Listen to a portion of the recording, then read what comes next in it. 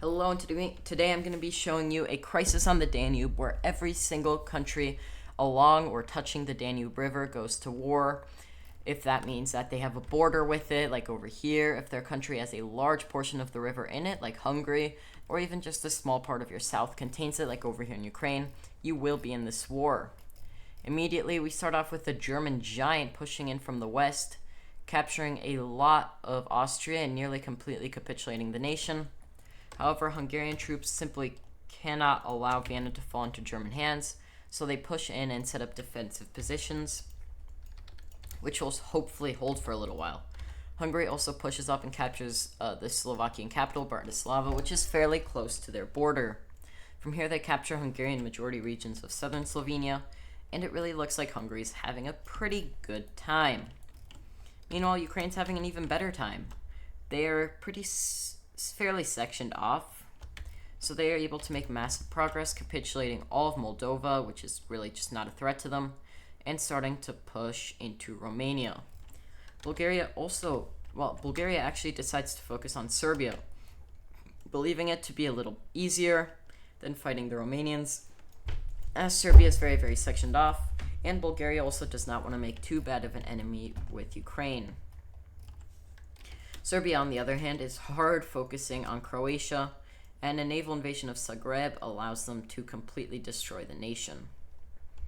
This may seem bad, but, you can split them in half so easily through the Bosnian Sea over here. It's crazy.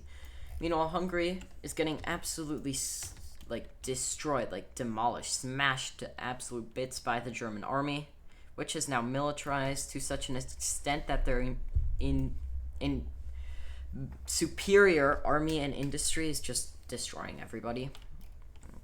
Eventually, Ukraine starts to realize that they're running out of time before the German menace arrives, so they militarize even more and start to crush Romania and Bulgaria. Bulgaria, who is mainly focused in Serbia, did not expect this, and while the Romanian defense is strong, Bulgaria actually falls extremely quickly to Ukrainian forces, having pretty much no forces at home. While Serbia can actually take advantage of this to push back the Bulgarians and set up a very nice position, having pushed on all fronts. Meanwhile, Ukraine and Serbia actually now come to some sort of agreement, which is basically, don't let the Germans win. They are in the best position by far, and they don't want them to win. However, Germany has the best position here.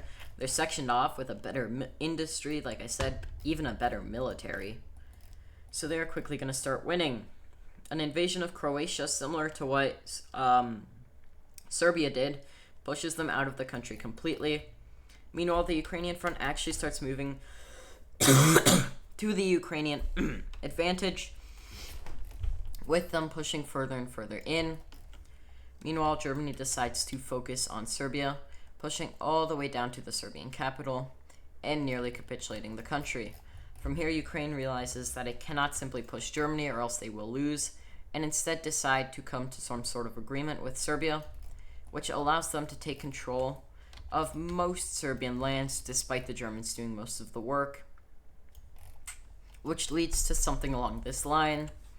But sadly, Ukraine has more land to occupy and does not have the resources to occupy it, meaning that slowly but surely, German troops are going to move eastward and eastward and eastward and keep on going, and they will not stop. All Ukrainian counteroffensive fail. The capture of Bulgaria is inevitable, and soon enough, the victor has been clear somewhat from the start. Germany will win. Lvov falls, Kiev falls, and the push to Crimea has begun.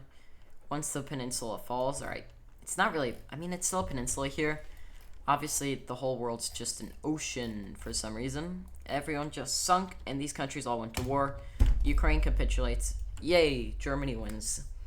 I don't really think I'm going to do a peace treaty here because it's a battle royale.